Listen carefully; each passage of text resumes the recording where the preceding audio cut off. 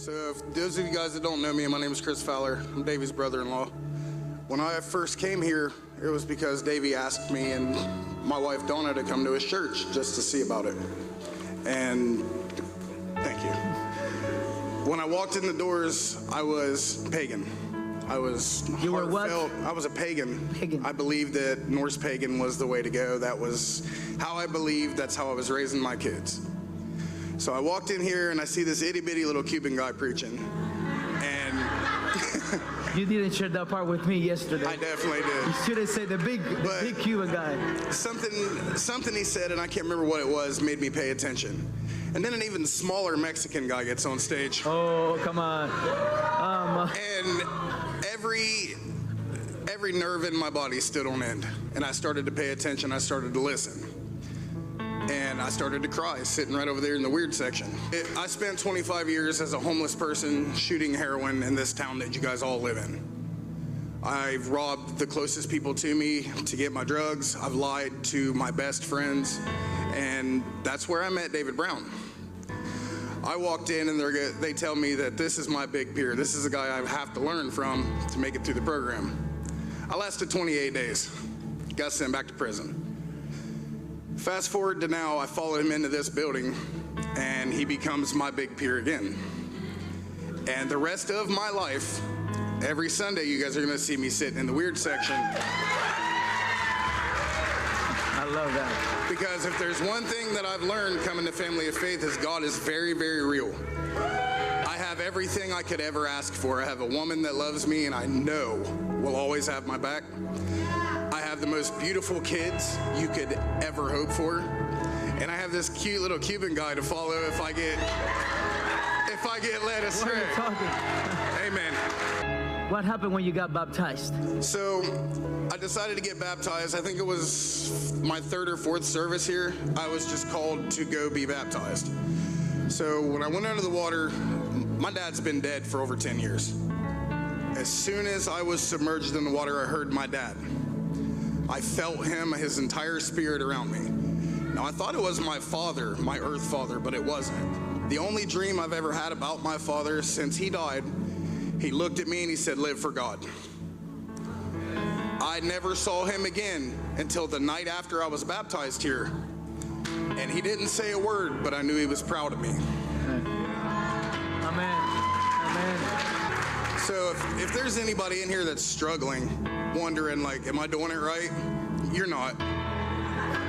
You're not doing it right. But you can. You can.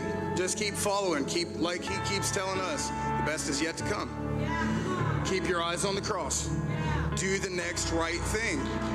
And you'll end up being where you want to be, where you belong. Amen. What I love about people that come to Jesus and they have the first love, that they don't have any religion, any rules and regulations and all that in their mind. They're part of I must do something.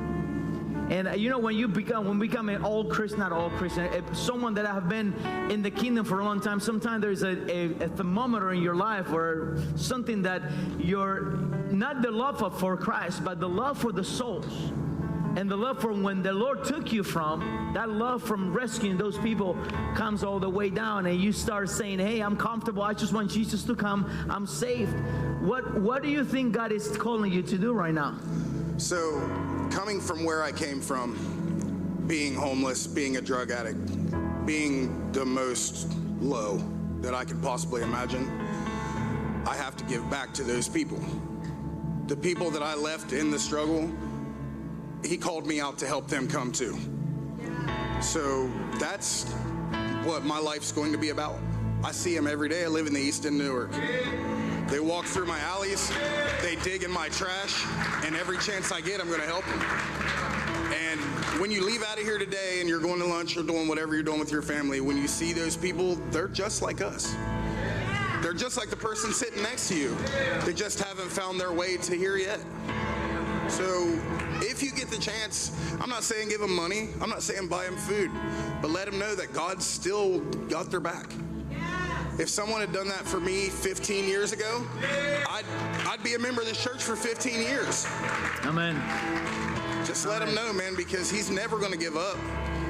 Every dad in here look at your kid and say, there's a point in your life I'm going to give up on you. You can't do it.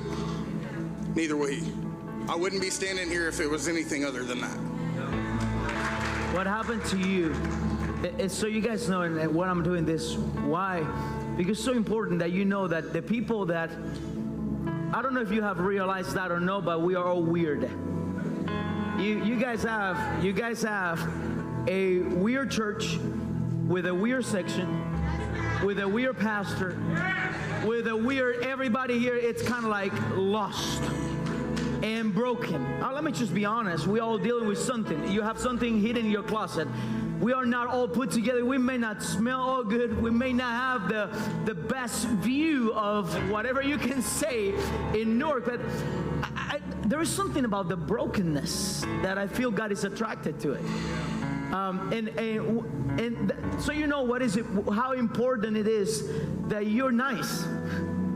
When some of us come like 5 minutes before service and we live 5 minutes before service ends, and you never had a time and then in the moment just to hug someone and get to know someone. What makes you feel that this was your home? That weird lady that she's not here, but she's already watching, and she knows she's weird. So I was sitting close to the back there where my wife's sitting now, and there was this cute little lady sitting over here, and she walks over to me and puts her arms around me, and she says, "Come back." Her name's Shannon. She's not with us right now. She's recovering from surgery. Can we say hi to Shannon? She's probably watching. Love you, Shannon. If not for that woman and the love and that one hug she gave me, I may not have came back the next Sunday. And there's been Sundays since then. There's been times when I've sat over there and thought, if we're so hurting for money as a church that we're worried about laying people off and we're worried about maybe our lights getting shut off, why is this guy over here going to Cuba? And that wasn't me. That was the enemy telling me, like, don't keep doing what you're doing.